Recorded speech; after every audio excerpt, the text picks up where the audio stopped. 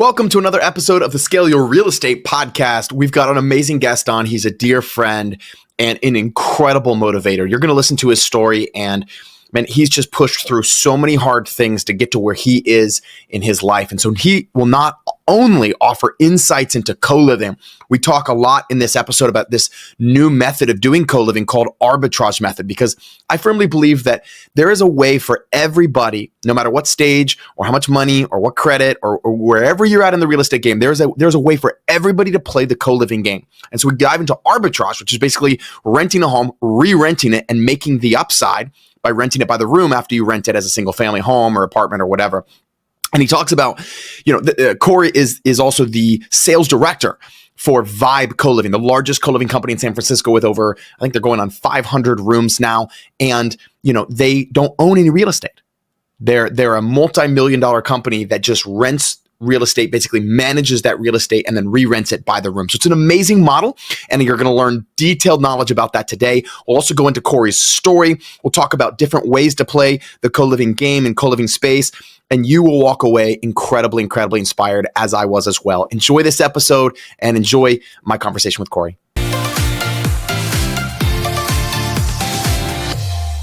I'd like to pick your brain on this, like all the ways that people can play the co-living space. Like I think for me, I just played it in one way. I bought houses and rented them.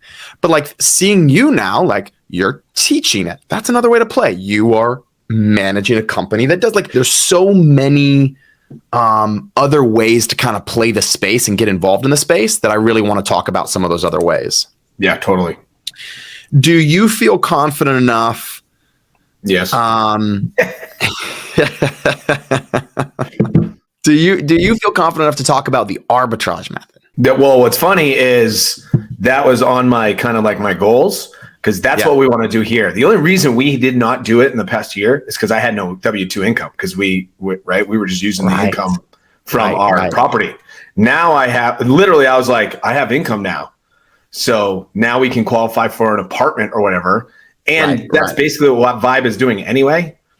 So that is literally what we want to do in the next year, is start to arbitrage properties out here. I mean, that's the whole platform that Vibe is. That's the whole platform. He doesn't own any of those. It's just arbitrage. Right. So, I mean, that's common. That's bungalow. That's all these companies are doing arbitrage at a huge level. And it is like a great way for a newbie investor that has a job that might not have a big chunk of change to come in and get into this co-living space pretty easily. So tell me more about that. So it's you said something really powerful. You said it's a great way for a newbie investor to get involved in this space, this new trend, called co-living in an arbitrage method. Tell me more about that. Yeah, I mean, usually when someone's a new investor, their first, obstacle is money. Like, I don't have a ton of money. I don't have a ton of capital. So one of the best ways to come into co-living without a ton of capital is to arbitrage. And basically, it's kind of like you're a co-living property manager. So, we want to do it here in Arizona. And that's where all these big companies are doing it now. Where all you need is a W-2. You can qualify for an apartment. So you look for a house that is, that's going to work for co-living. And then, hey, this is what we're doing. You sign a master lease with the property owner, and then you rent out all the rooms. And I mean, really, there's so many different ways to work it. You can just say, hey, we'll cover the rent, or we can be like, hey, I'll give you the rent plus, 10% or whatever, right? To even entice them more. And then you take care of everything, where you're basically filling the rooms. You have the leases or the agreements, and then the only income you need, or the only capital you need, is your first month rent and your, last month rent for whatever the house is. So if you can cover that, which most people can, you can get in, start making $500, $600, $700, $1,000 cash flow a month, maybe more, depending on where you live. Potentially. Yeah, maybe more. And then you just lock down that one, get that thing going, lock down your systems on that one, and then just scale it. Do it again. Try another one. And you can really do that anywhere, and you don't need a ton of capital. Like literally whatever the rents are for a however many bedroom house, out here in Phoenix, you're looking at like a 5-bedroom. You could probably get, depending on the area, $3,000, $2,500, like $2,500, and you could turn that 5-bedroom into a 6 or a 7. And out here, the rents, are 1,000 easy, 1,100. And with the co-living and you start adding utilities included, these people are like, wow, that's a deal. So now you have a 5, 6, 7 bedroom. You're renting them out for 1,000 each. That's 7,000. There's no, like, you just paid, let's say you paid 3,000 for rent. That's 4,000 gross, and then minus the expenses and the utilities, you could be cash flowing $2,000 off of that. Yeah, 1 or 2 grand off that. So, and that's on one property that you don't even own. So you don't have to put that's pretty badass. No banks, no financing, no nothing. No down payment. No down payment. Not even maybe a credit. I mean, I guess maybe the landlord would check your credit potentially to make sure you're still like a good. So let me ask you, so you're going to do this, and I want to go into vibe because what people don't necessarily know about you, and I'll intro you in a few minutes, but is that you are the sales manager or sales director. I don't know exactly what's the title? Director of sales. Yeah. For the largest co-living company in San Francisco called Vibe Living. And that's all they do. They own zero real estate, right? Correct. How would they sign do you just sign a 1-year lease at this point though? That's like always what the question that's been in my mind. Do you just sign a 1-year lease, or do you try to be like, hey, Mr. Landlord, I'm going to be, and do you tell the landlord about it? I guess is the second question. What would you do in those situations? Would you tell them? And I would tell them. Yeah. And just, it's really about how you present it and presenting the benefits. Like, hey, this is what we're going to do. Here's how I'm going to do it. This is what we're going to create. We're going to create a clean, a safe, a quiet environment. Here's what we're going to do. Here's how we're going to do it. Ideally, you want to sign more. And what land or what property owner wouldn't be like, hey, can I have your property for 2 years? Can we lock it down for 2? Or we're going to do it for 1 and then an option for 2, and that way you don't have to worry about it after a year if these people are still living there and you're like, the landlord wants their property back. Right. And even if that is the case, because it happens, even if that's the case, then you can just let the tenants know, hey, listen, the landlord wants their property back and we're going to have to find you a different spot. And by that time, if you have other properties, you can even move them into your other co-living properties. I love this. This is an easy way for literally anybody to play the co-living game without capital, without needing to qualify for a traditional mortgage. And it's the arbitrage method. They rent it and they re-rent it by the room. Okay, so tell us. In fact, it's helpful that you have a job, right? Because most people think like, oh, my job is hurting me and it's so hard to save money. Your job, your W-2 is literally allowing you to get these rentals and not have a ton of capital. It's almost like your job is saving you tens of thousands of dollars in a down payment. Right.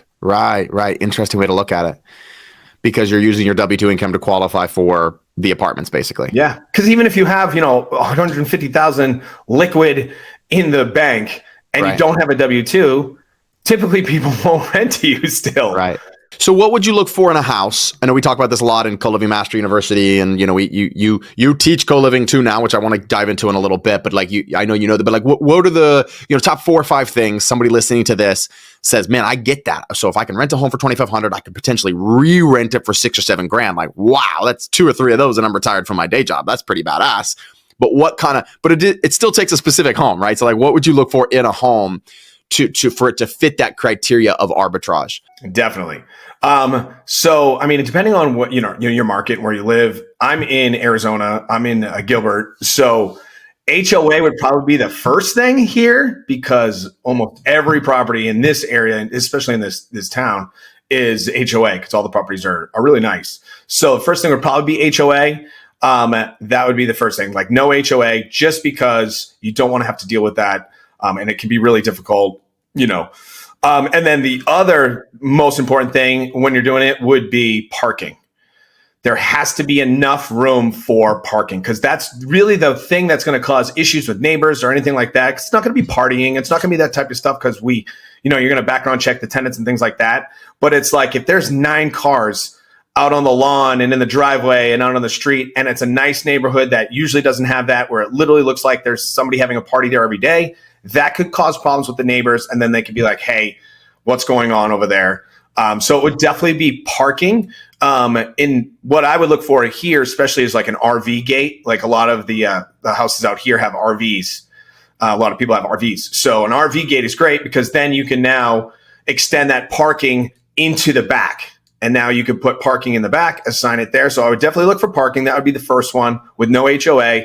And then, me personally, I want like a 5-bedroom or more, because you can take any house and basically whatever the bedrooms or whatever the the bedrooms is. Let's say it's 5 bedrooms. You can basically guarantee they'll have a dining room, right? So the dining room you can always turn into another bedroom. So that's at least 6. And then most of them out here at least have a family room and then like a living room. So you can convert one of those also.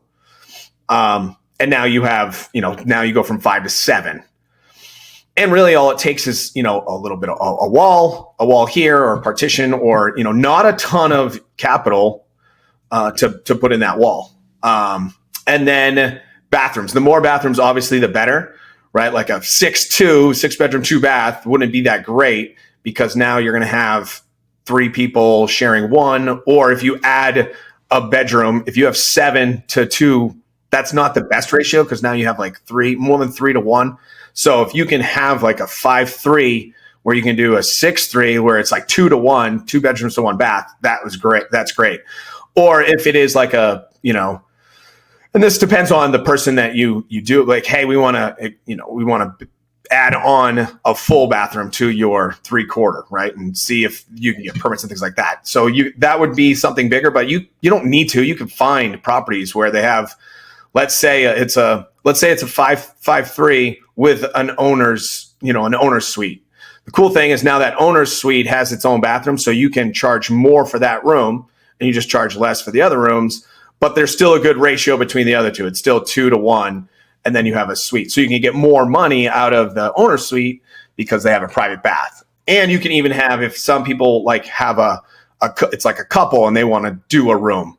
Now you can do it in that room because they're sharing that bedroom, as opposed to someone asking if they can have their spouse or their boyfriend or girlfriend live in the house with them, which doesn't work because now that's another person sharing a bathroom that's not paying.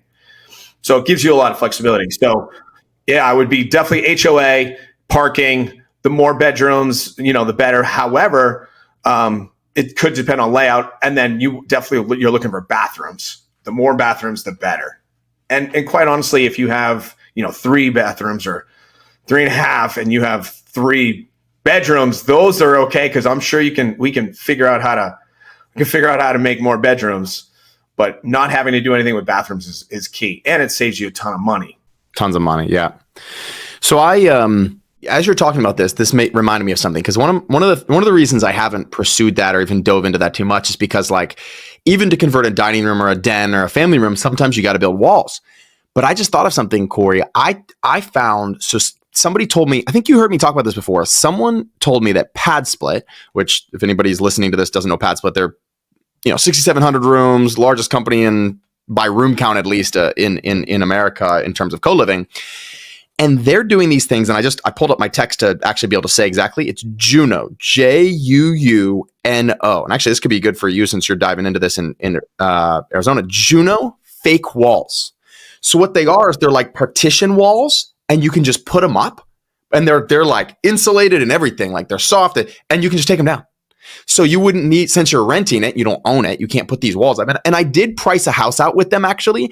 It was not the cheapest. It was like a decent, like I was like, okay, wow. Like, so I think if you own the property and you want that wall to be there like permanently, it's actually probably just as cost efficient to build the wall and have it be permanent.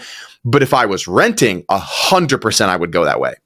So right? I mean, I think that would be the best way to do it. If you're like, I want to convert 3 extra bedrooms, you go get these fake walls, you put them up, that you can even add doors to them. You can like tell them they're like custom built. You're like, it's this, long by this high, and then I need the door on this side, and it's all built for you. And they come in, they install it, and you have a room, but you can just take it down. And there's no studs, there's no nails, there's no nothing. That is like, that would be literally the key to the arbitrage, right? Like to increasing, and you can even take, because usually owners' suites are way bigger. So you can turn an owner suite into now you have 2 bedrooms sharing 1 bath just by putting up those 2 walls. And then if you do have more than 1 property, let's say, and let's say, and I know, for example, like when you started co-living, you did 4 bedrooms at first. So you had a bunch of properties where there are 4 bedrooms. Now we're getting into the 6, the 7, the 8, the 9, some 10. You're like, you know what? These don't perform for me anymore. Like I need them to, I'm going to sell them. Well, you can now, if you have other properties, you can take those walls and now move those, and now your next property, and you can, store them, or your next property, instead of having to build anything or buy more, you have them. So you can just add those into your new property.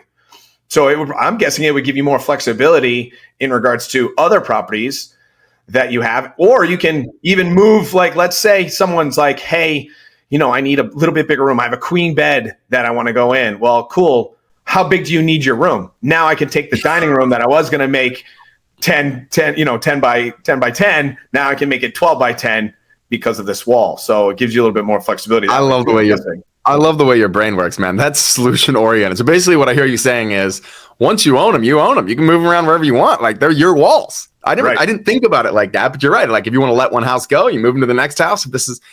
That's amazing. All right. So what advice would you give to someone who's listening to this and is like, hey, I get that. That's cool. Those numbers could work in my city. I'm not ready to buy, but I'm ready to arbitrage this stuff. What do they need to learn? What do they need to master? Like, how do they get started in this? I guess would be my question for you. What advice obviously, I would say get into, our course of CoLiving Mastery University. The 5-day, we do the 5-day Scale Your Real Estate. And really, it's probably the most value. It's technically, that's how I started. And I could talk about kind of my co-living, like how I chose co-living. Let's dive into that. Yeah. Yeah. So, because it all ties in. So about 2 years ago, year and a half ago, really, I was in Los Angeles, and I ran, I've been in the fitness industry, kind of like you, where you did martial arts studios. I've been in the fitness industry for since 2003. Yeah. So 20 years. And I got into training, and then boot camp. I started my own boot camp out in the park, kind of bootstrap, and then got mentorship, met a coach. He was an expert in marketing in the fitness industry. And then I learned how to market, and then I blew up, right? And I joined the franchise, ended up opening 4 fitness franchises, and then rebranding it to my own. But then we went through COVID and all this, and it was great. We were doing great. But the cool thing about business, and this is something that I've learned, it's like, failure in business is where you learn business. Whew. Well said. Everything when I was, really building my business, it was exciting. I was learning, I was making a little bit of money, but I was like, man, I could be doing better. Got some mentorship, learned how to market, learned how to email, learned Facebook ads, that type of stuff from that mentor. And really all of a sudden it was like, boom, we exploded. And income I never had before, relationships I never had before, people I was around. I was just like, this is amazing. And what happens is, typically people let off the gas. They're like, oh, this is awesome. I'm the man. And the ego jumps in. And so I was like, oh, if I can do this, I can do it here, and I can do it here. And we were doing really well. And we ended up, I was able to buy a house in Los Angeles, which, anybody knows wasn't not easy. I was able to buy a house. My wife was able to take off of work, and she was, high level finance to raise our 4th. And then I was like, let's do it again. And I opened another one. And then that's when the business god said, hold on, we still haven't taught you everything you really need to know. And every mistake you can make in business, I made in those following, let's say, 2 to 3 years. And now I look back and I'm like, that's going to, when I was in it and I knew it was bad, I was like, this is going to be my stage story. Like, when I'm on stage someday teaching others, this will be my stage story. Like, how hard it was and all the dumb things I did, but all the decisions I made that caused us to have like objection or, obstacle after obstacle after obstacle. It's like, and all the things that we overcame. And then, the strength of my relationship, my wife, like everything that we did to just keep the business alive. And then COVID hits. And quite honestly, COVID was a break for us. I was like, thank God I can like take a breath. I don't have to be in 4 places at once. I can see my kids for a little bit. Everything went online. So, hundreds of clients, live boot camp. Now we've got to put onto a little screen, and, no one has any equipment. So we're using Tide laundry detergent as weights and backpacks and books and, and it was all sold out too. You couldn't even buy equipment during that time. So even if people wanted it, they couldn't get it. We had to rent out our equipment. Like, it was crazy times. We make it through that. And then really the turning point was, so, a year and a half, actually 2 years now, the wife and I sat down and we're like, we did like a budget meeting, which we had always like, we got to do this. We got to do this. We never did. And the few times we did, like, it was life-changing stuff. So we sit down and we're like, all right, let's go over everything.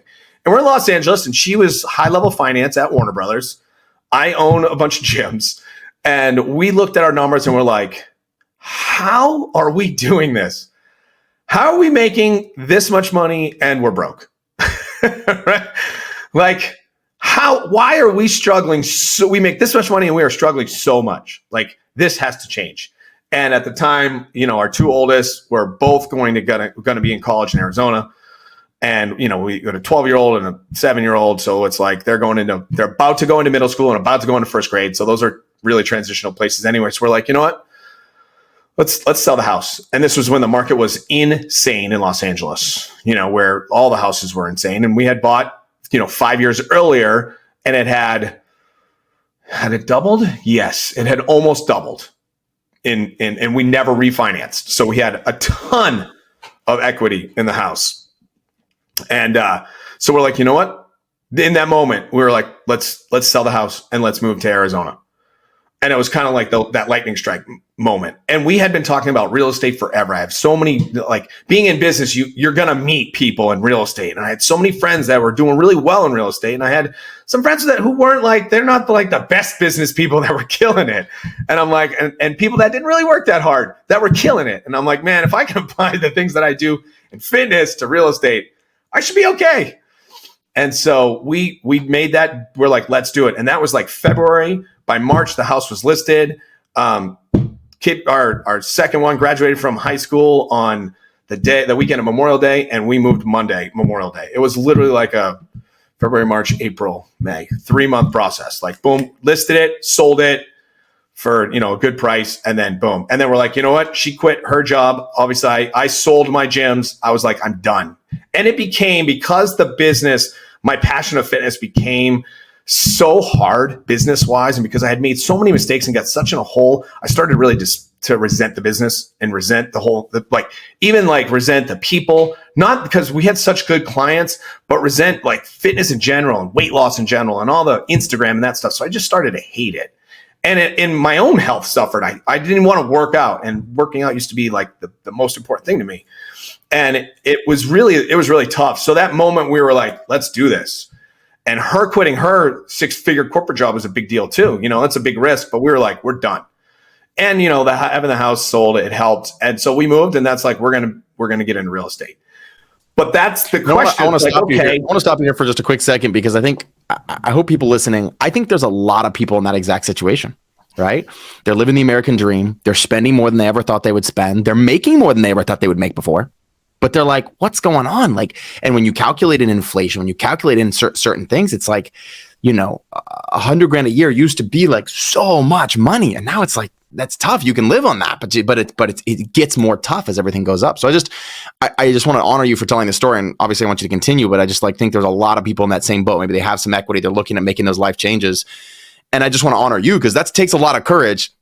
Have your wife quit her job, sell the house, make a move. And it's not like it's just you and your wife. It's you and your wife and 4 kids. Yeah. It was a big move. Yeah. Please continue. And to piggyback off what you just said, and it's like, we had a mountain of debt too. And we had, because, to keep the business going, I mean, geez, I can't even tell you how many hundreds of thousands in debt, we were because of it. Loans, credit cards, because, at one point we're trying to make payroll. We always had to pay our employees, but to do that, we took a massive hit, which, no one ever knew. But so we had this amount of debt too. We're like, we gotta do something. We gotta get out of here. So yeah, selling the house, and we did make some good decisions on buying the house, which is funny because one of my good friends who I used to coach football with, he owned a business. He was a millionaire, and first thing he's like, back in the day, I was like, what should I do? I want to start. I want to change. And he's like, you want to get in real estate? He's like, buy your own house. First thing you do is buy your own house. And I was like, yeah, but what about multifamily? What about if I buy and rent? What if I do this? Blah, blah, blah, blah. He's like, get your own house first. Do this, do that. I don't even think I listened to the part he said after that. And then what's funny is, 6 years later, the house ended up being our okay, let's sell the house and use this cash to get out of debt and move and really change our That was lives. your nest egg. It was. It absolutely was. So that ended up being the investment that really kickstarted us. And so how did your mindset change to get you into co-living then? Where did that come into this? So now we're like, and at the same time when we're like, all right, we're moving and we want to get in real estate, I was like, what do we want to do? And this was right at the peak of the industry or the real estate market when, after 2020, and it was all the rates were still nuts, really low, and the market was bananas. Obviously, we were about to sell our house for a ridiculous amount of money. And I was like, what do I want to do? And I'm listening to Bigger Pockets. And for any person who wants to get into investing, anybody that really doesn't know where to go, what steps, start at Bigger Pockets episode 1 and just listen. Like it's so, and by the time you're done with like 25, you're gonna be like, I think I know how to do half of this stuff. And then by 100, you're gonna be like, okay, now I know what I'm doing. But I was like, what do I want to do? Do we want to fix and flip? And with a market that I knew was about to drop, fixing and flipping, and especially without capital and not having the wherewithal of having like private money or knowing multimillionaires or hard money and those types of things that you learn as you get into the industry. I was like, I don't want to do fix and flip. My experience with contractors, and no offense to any contractors out there listening, was the worst experience of my life. And I've had lots of people back me on that, because I had to build out my second facility, my boot camp facility. And literally that was like the bane of my existence was the contractors that I came into contact with and worked with. And of course that was my naivety, but still like, it's a tough place to be. So I was like, I really don't have, the brother-in-law contractor that I can trust. I have to build that team. I don't want to do that. I don't know anybody. We're moving to Arizona, so I don't see me doing that. And then I was like, multifamily, there's multifamily out there, but there's a ton of competition, right? Like if you do listen to Bigger Pockets, you've got all those other millions of people that are listening, trying to get into multifamily. There's not as many repairs, issues, capital, financing, all that stuff. It's like, okay, I'm not sure if I want to do that. And literally one night I was walking, I was doing a 75 hard workout program from Andy Frisella. I'm walking and I'm listening to Bigger Pockets because I'm like, what do I want to do? And this isn't a plug for you, but I listened to your Bigger Pockets episode. But seriously, episode 560 is good, right? Episode 560, Sam Wegert. It is 560, right? I don't even know. I don't know. Oh no! Just search Sam Wegert. Sam Wegert. Yeah, you can put it in the notes. But I listened to that. I listened to you. I've never heard of you before, and your podcast. I was like, that is freaking genius. I was like, it makes all the sense in the world. I loved your concept of like social entrepreneur, like you're helping out while cash flowing. And then I was like, yeah, that makes total sense. And then I thought with the market going where it's going to go down, so people will have less disposable income, which is good for, or is not good for Airbnb, right? They can't, and I knew because we're selling our house, so rents in Los Angeles were nuts. So I was like, so people are going to need lower rentals, like people need a place to live. We had a kid, our oldest was graduating college, so he's going in to be a young professional, and they're looking at like apartments to live in, and they can't afford, they're not coming back to live with us, and they can't afford something more expensive. So it's like, the market's going down, it's going to drop, the interest rates they're going to go up. They can't stay at 2. So I knew the market was going to slow down. I knew prices would drop. I knew rents were sky high and people needed affordable living. I knew like that I wanted more cash flow out of my properties. I wanted my capital that I did have to last longer. So if a single family is going to be a heck of a lot better than, a multifamily, depending on, whatever we get. So it just made sense in every thought. I was like, man, that is really brilliant. And this is like arbitrage didn't even exist in my head. I was just like, yeah, we can find a property and rent out the rooms and make more money, just on a very simple level. And then of course, after that episode, I followed you on Instagram. I followed you on Facebook. I saw your 5-day co-living challenge. I signed up for that. I was like, I want that VIP. And I understood. So I signed up for VIP. I think we had VIP at the time. I understood the power of a mentor because that's what changed my fitness business. Bedros Keuilian, he's the owner of Fit Body Bootcamp. He's the one who changed my fitness life, my financial life with everything that he knew. I joined his mastermind and it blew up my fitness career. And I knew that having a mentor, but at this point, I'm a little bit older and it wasn't just about a mentor. I wanted somebody that I could respect as a person. A lot of these guys or a lot of these gurus, they're good at what they do with their business, but as a person with their marriages or with their kids or with their attitude or energy, I was like, you know what? I don't want to follow them in any other way. So I was looking for somebody that, I want to follow, but I also want to get into partnership with, especially if it's going to be in real estate. And, when I did your 5-day challenge, and I remember telling my wife, I was like, when we did it, I was like, this is awesome. This just reaffirmed my thoughts about co-living, but I really like Sam. Like, he seems like a good guy. And, we're going into over a year and year or more later, and yeah. I still do feel that way. But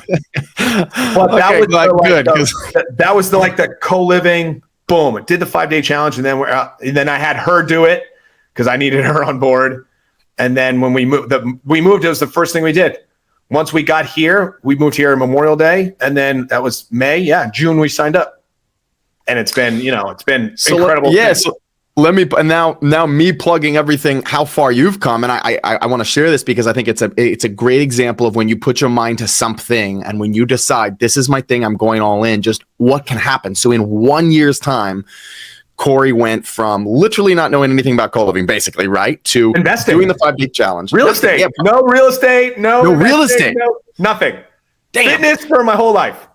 So from a completely different, and I think I want to share this because I think this will really inspire some people who are thinking like, I'm in this, it's hard to change. How do I get started? And you put your mind to it. You did a 5-day challenge. You got your wife on board, which by the way, that is a key piece that people miss out. They do not get their significant other on board, and then it creates friction. And I've had to learn this lesson because I'm off there just blowing stuff up, and my wife's like, "Hey, what are we doing?" I'm like, "Oh yeah, I got to bring her along." So anyway, I honor you for that. I had to learn that lesson the hard way. So you do this, you go through Co-Living Master University, you buy your first property, you rehab it, you almost get all your capital back from your first property, which I don't know if we might have to have you on another episode just to talk about that, honestly. After reading the Burr book from the Burr book, yeah. Green. Yep. I'm able to help make a connection. And part of that is because, and one thing I do want to talk about is your attitude, like how you have such an amazing attitude and your problem solving attitude. Because your attitude, I'm attracted to you in a way of like, man, I like this guy. He's got good things going on. He's very positive. He's solving problems. He's all in. I connect you with someone. You now become the sales director for Vibe Co-Living, the largest co-living company in San Francisco, which we'll dive into that in a moment. And then I'm like, I want to partner with you too. So now we're teaching 5-day challenges together and we're spreading the word.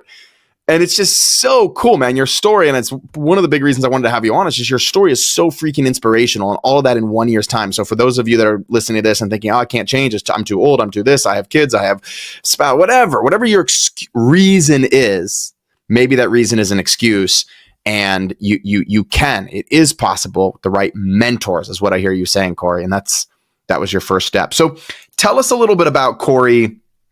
Tell us a little bit about your attitude actually for a second. I do want to dive into that because one of the things I really appreciate about you is that you're positive. You have a problem solving mindset. It's like, even I've seen you go through some situations where like they could have been construed as negative. You could have gotten down about them. Things didn't turn out exactly right. And that's just business. That's just life. And I've kind of we've known each other for over a year now. So I kind of seen you walk through a couple of situations and it feels like you're always coming up with, nope, this is how I'm going to move forward. This is what's next. This is how it's going to help me. This is how did you get like that? And what advice do you have for people who are not like that?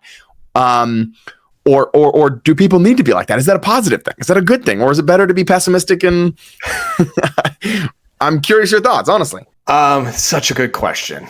And I could probably talk, I could probably talk on this for a year.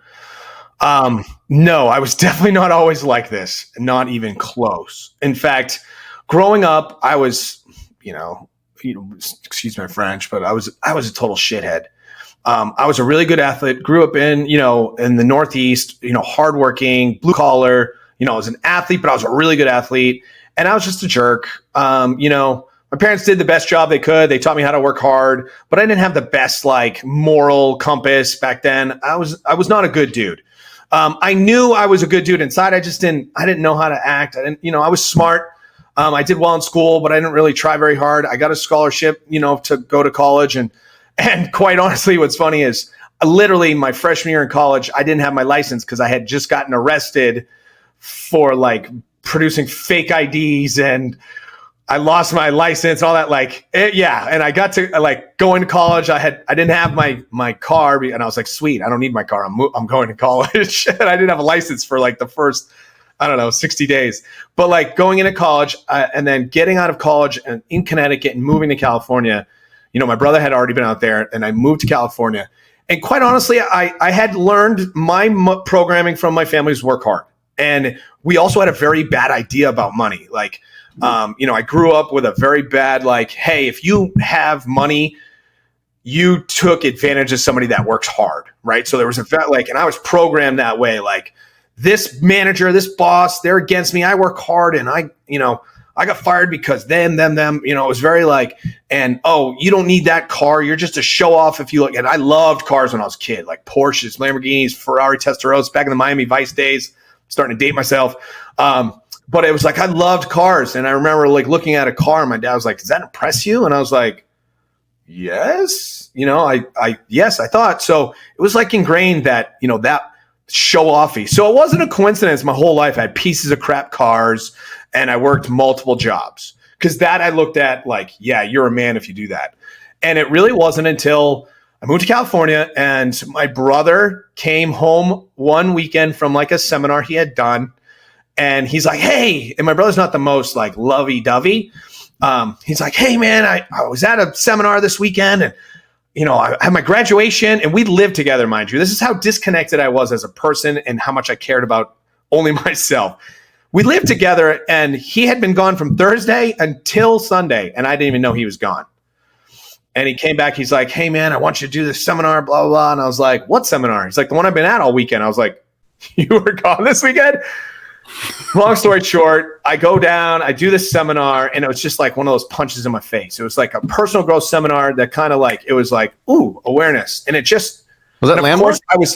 It was PSI, which is Landmark based. It was the same people started Landmark, started PSI, all comes from, Think and Grow Rich, Napoleon Hill. And so same thing, the basic seminar, Landmark, it's all by the same people. So it was the same exact thing. Total side note, but have you told Fatih that you went to that? No. He is super into that. And just so everybody listening, Fatih is the CEO and founder of Vibe Living, which is, largest co-living company in San Francisco. You got to mention that to him, and you got to mention that to him. You got to. But anyway, keep going. So I did that, and it was that punch in my face. It was oh my God. It was the awareness. Now, mind you, the awareness doesn't change you.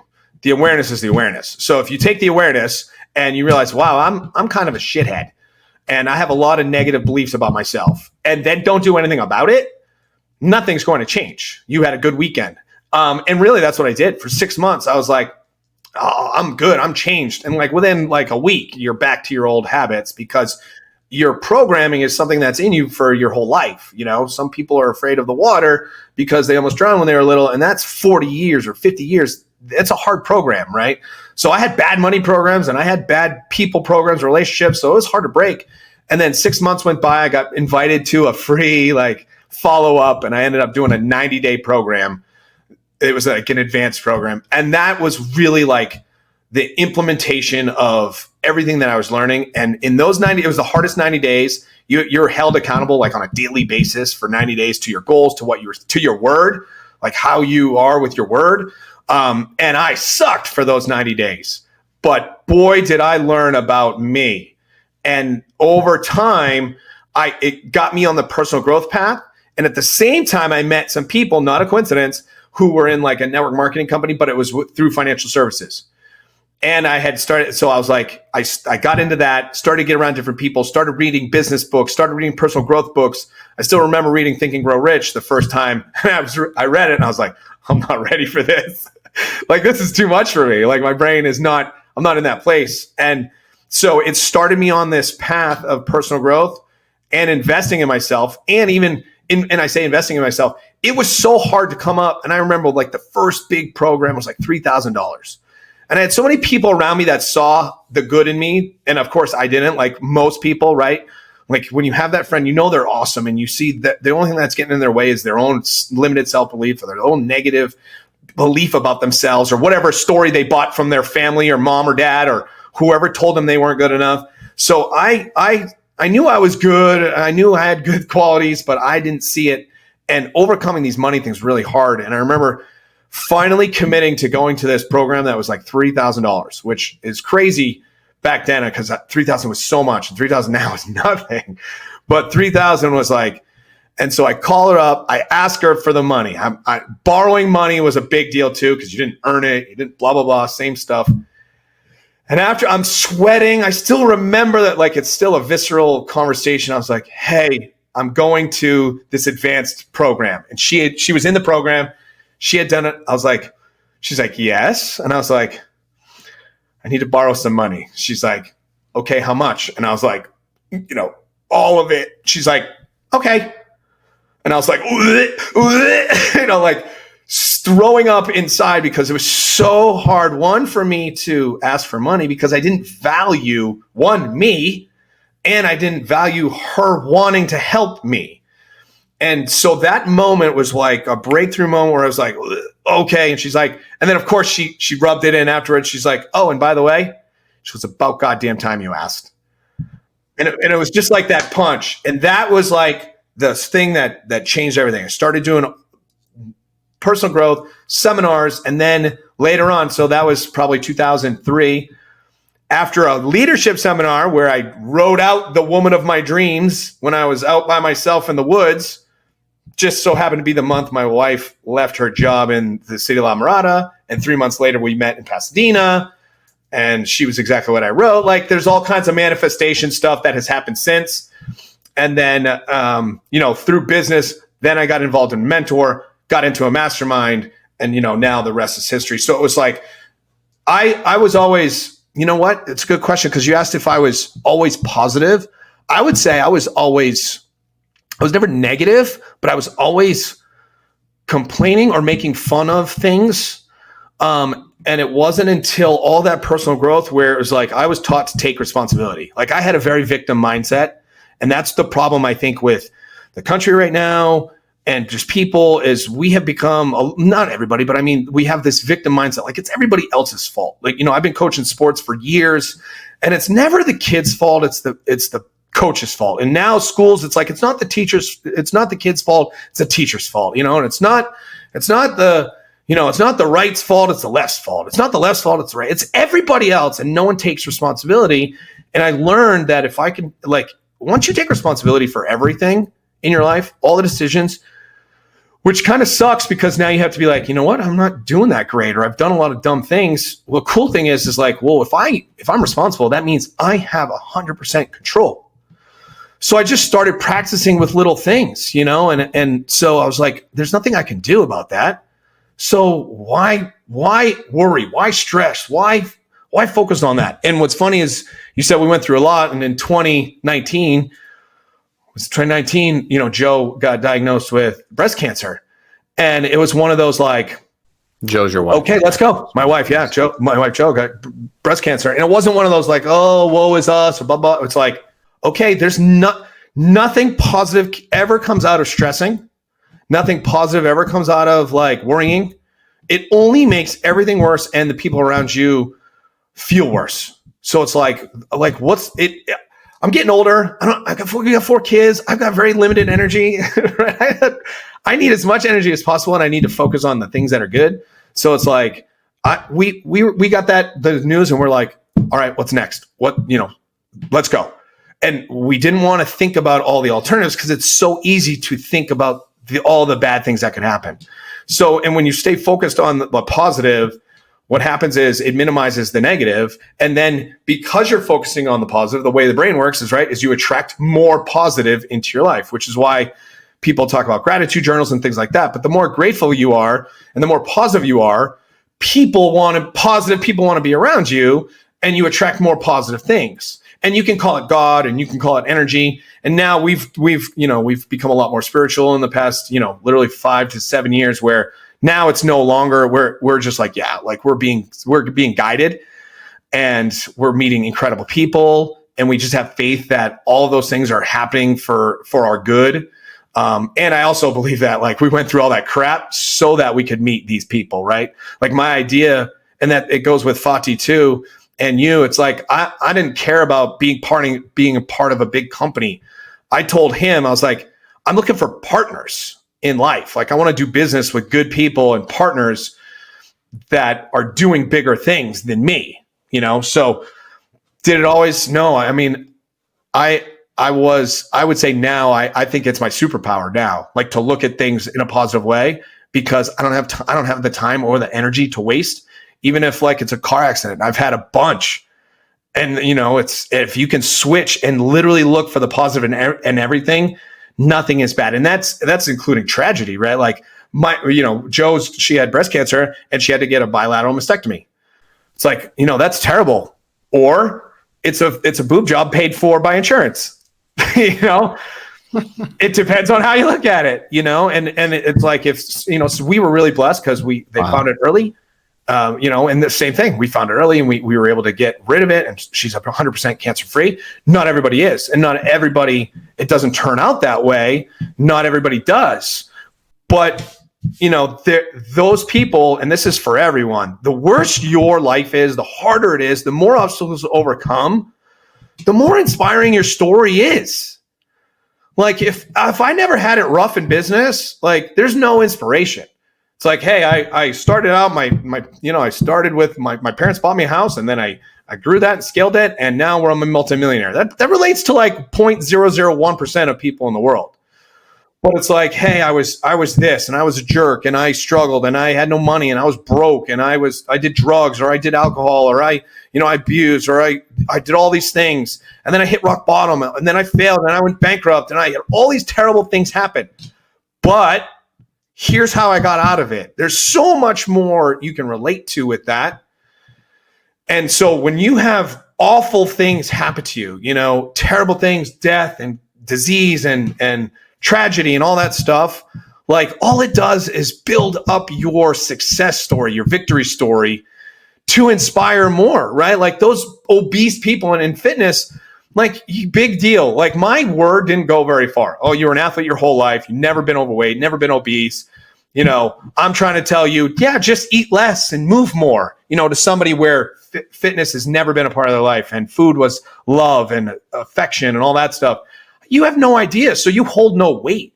But if I was like obese and I struggled and I lost it and gained it back, and I had trauma and I had all these things that most people have in their lives, and that's what happens because of it, and then I still overcame it, those people will, they'll listen. They're like, yes, and they'll be inspired. So the worse your story, the more inspiring it is. I just look back at what we kind of overcome, and it's just kind of like, well, that's all we know. We just know how to overcome. So when other people are like, you're so inspiring, it's like, it's weird to me, because I'm just trying to be better. I'm just trying to be positive. I'm trying to grow. I'm trying to be around people I like. So I would say to those people, like, if you're struggling and if it's bad and you've had trauma and you've had, bankruptcies, or you're broke, and I was broker than broke, like, pulling pennies out of the couches to pay for gas, like just not cool. If you can stay positive, put time and energy into your personal growth. It doesn't have to be money, reading, personal growth. And now with podcasts and stuff, everything's free. You can absolutely change everything and be a way bigger inspiration to anybody else because you've been through so much. Wow, man. What a beautiful, inspirational story. I wasn't even expecting this interview to go this way, but I think it was exactly what needed to be said. And for somebody listening, this will be the story that gets them to take action. I truly believe that what you just shared will be a moment where somebody goes, okay, enough is enough. I'm changing. If Corey can do it, knowing your story, knowing where you came from, if Corey can do it, I can do it too. And I got to put some things in place. So that's so beautiful. And this attitude that you show up to the world with, I've seen it over the last year or so create the results, beautiful, amazing results in your life. And it's inspired me to want to be more like that, worry less, be anxious less. So you're an inspiration to me and so many.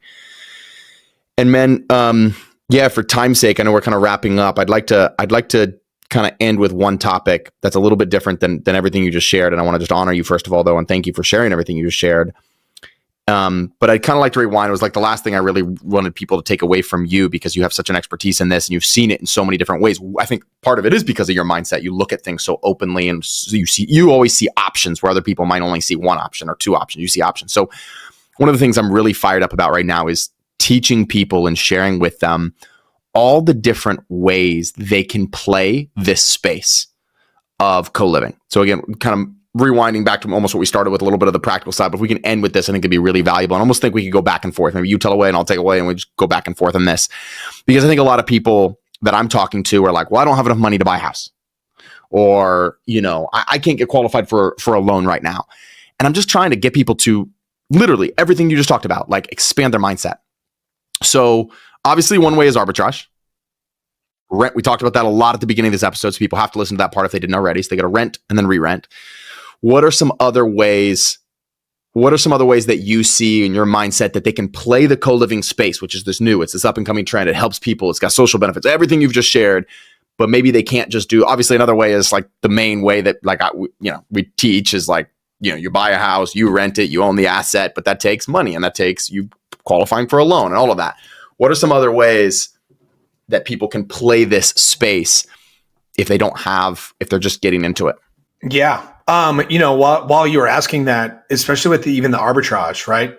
So let's look at, because I always try to put myself in, whenever I'm looking at a problem, I always try to put myself in the position of the person with the problem.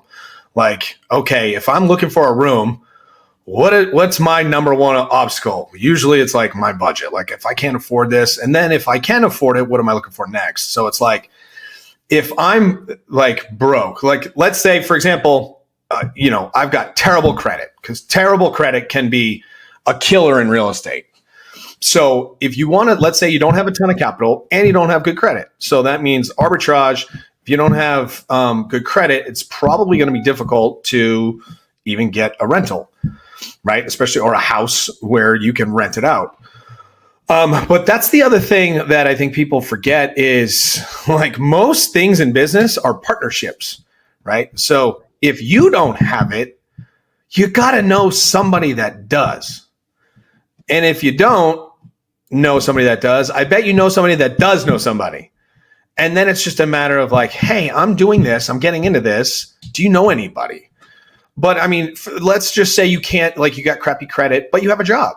So, okay, you have income. Can you ask somebody to co-sign on a property and become partners and write up a partner agreement? And you can say, hey, I'll do all the work. I'll rent it out. I'll do the marketing. I'll be the property manager, and we'll split the cash flow. Like, I don't have to do anything. I'm just co-signing and I have an agreement and I sign and now you're basically, now you have a co-living property that you're arbitraging. You have crappy credit, but now you have somebody that you're partnering with. So now you at least have somebody to be accountable. But if there's somebody that has money, they're probably responsible with money, and they can also teach you. So you're learning from them good principles. They're teaching you because they're invested. And now you do a great job of arbitraging that, and now you have cash flow. Well, now you have cash flow to pay off some debt, to increase your credit score, or just do it again. Hey, we're doing really well on this one. Do you want to partner again? Sure. I don't care. My credit's good. I'm making $500 extra from doing absolutely nothing with you. Like, right. You're doing all the work. I'm making $500 extra a month. Sure. I'll do another property. I'll co-sign for this apartment. And now all of a sudden I'm getting involved because, hey, I'm making $500 and it doesn't seem too hard. So right. If you have no money and no credit, you can partner with somebody. And it's just a matter of asking. I love it. You go to a local investors group. You can get on biggerpockets.com. You can get on, you can ask friends. You can post on social media literally every day. I'm looking to get into Facebook, any of the groups in Facebook now. Hey, I'm looking to get into real estate. Here's what I want to do. I'm looking for a partner. Is anybody interested? Here's what I want to do. Obviously the mentorship would be it, but that would be one way. Yeah. And you have, no income, no credit. Yeah. In addition to that, but similar to that, someone could also just straight up manage. Like I have a buddy in Dallas. And he's like, man, I really want to quit my W-2, but I want to get involved in something real estate. I said, just manage co-living. Like I already know 3 or 4 people that would give you their properties. Like learn that hustle. You can hire out some of the different pieces to virtual assistants. And we did the math. If he had 82 units, I think he would have replaced his W-2 income, like 82 rooms, not even homes, like just rooms. So that could be 10 homes, honestly. Yeah. And I thought that was an interesting way to play this game too, of just getting in and learning the real estate. And then I said, on the side, what you can do is you can learn to raise capital. And I said, you could build these things. You could raise capital for buildings, and then you could take a small piece of each one that you do. You could take 5% for setting it up or raising the capital. And he's got some connections to be able to do that. So I think those are some other ways that people can kind of play the game based on their skill set or based on what they want to learn as well. What about you? I mean, you're going into tell us a little bit about, and we'll wrap up with this just for time's sake, but like, what about how you're playing the game on really multiple levels?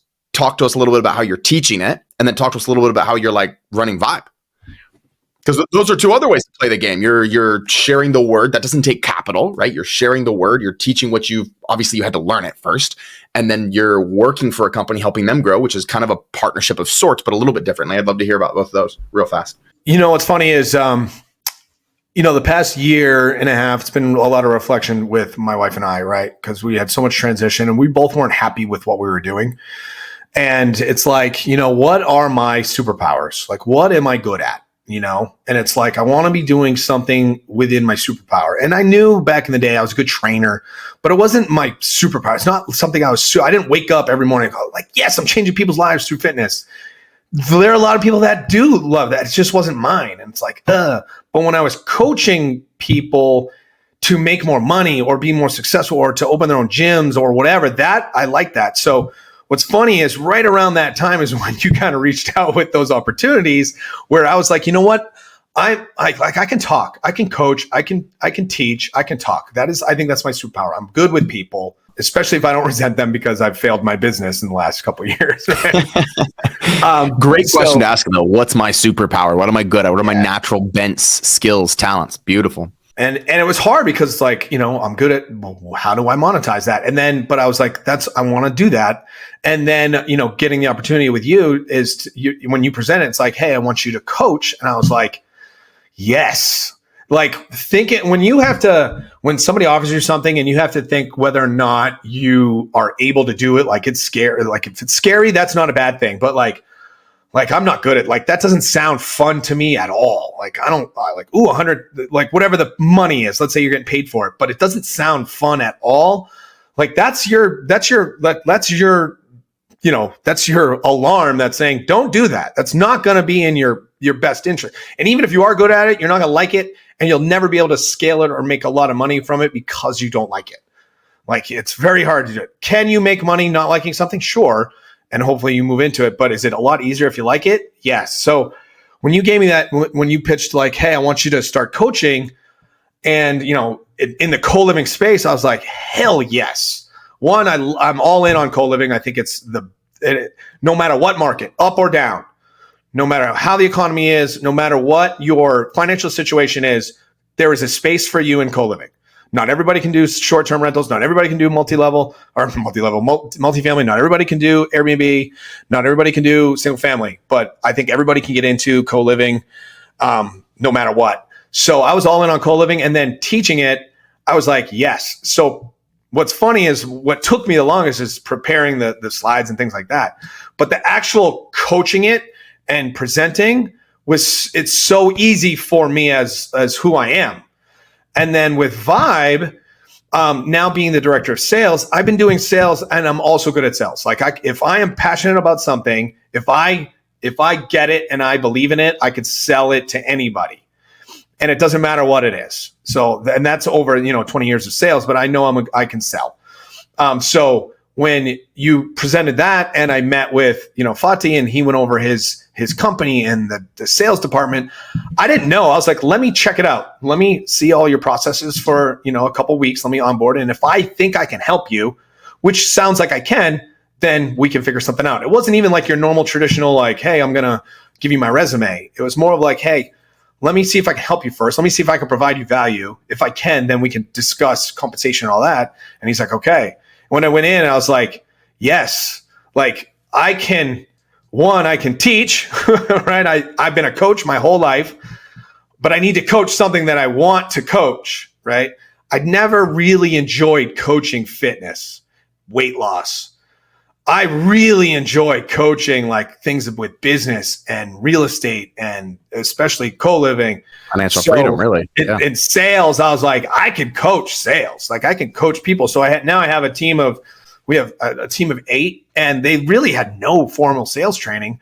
So now I'm literally teaching them how to fill rooms for co-living, what to say, how to say it, why to say it on a daily basis, being right in the front of like what people are doing and seeing the demand for co-living in the Bay Area, and seeing it everywhere. I mean, with my own properties, with yours, with our group, with the Mastery University group, the demand, and you don't need to see it from other people.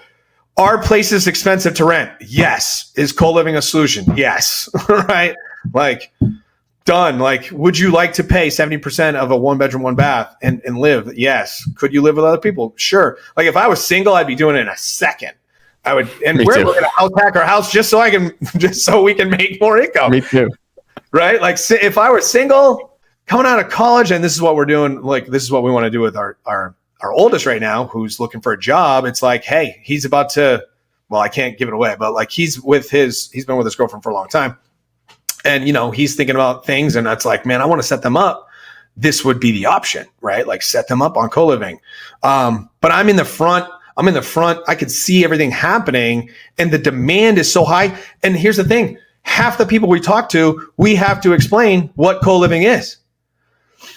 Because they're coming in looking for this affordable room. And then it's like, hey, and once we tell them, yeah, it's not just a room. Like you get your own private room with fully furnished kitchen, fully furnished common areas. You get professional cleaning. You get this community that we drive. You don't have to worry about this. It's all these services. Oh yeah. And by the way, all the utilities are included, and it's one set price, and we'll do this. And it's just like, wow, I thought it was good because of the price.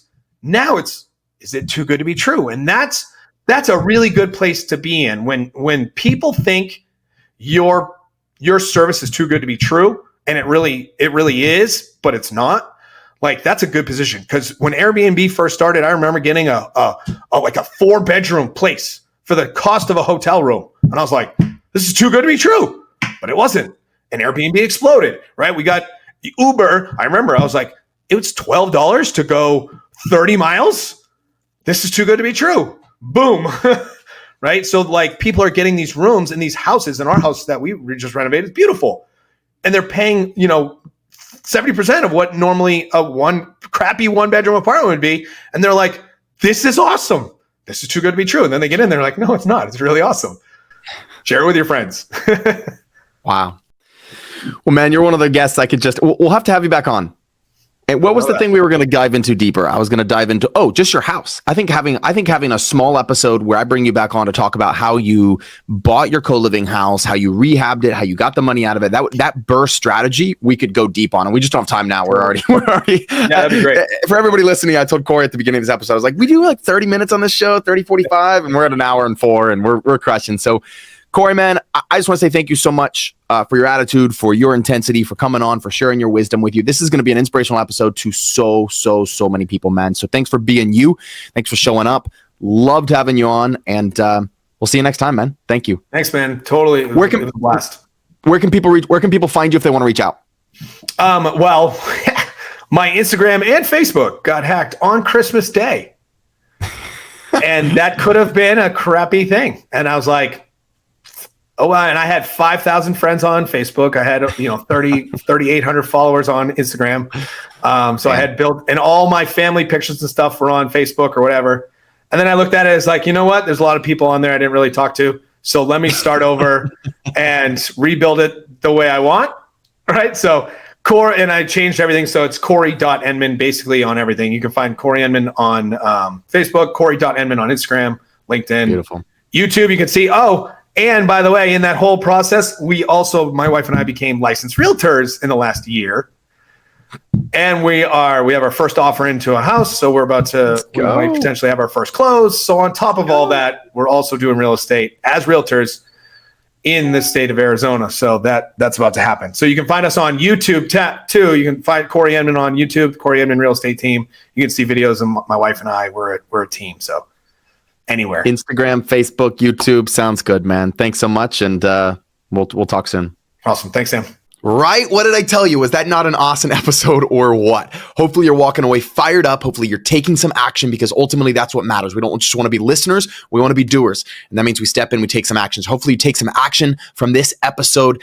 And if you're interested in either CoLiving Master University that Corey and I are partnered on, or these 5-day challenges, all you have to do is go to scaleyourrealestate.com and sign up for our next challenge, or book a call to learn more about CoLiving Master University, where we really hold your hand to playing the co-living game at a high level, where you can surround yourself with mentors and people that are pushing you and challenging you, but in a loving way, to get to the next level. Hope you enjoyed this, and I'll see you guys next time. Peace.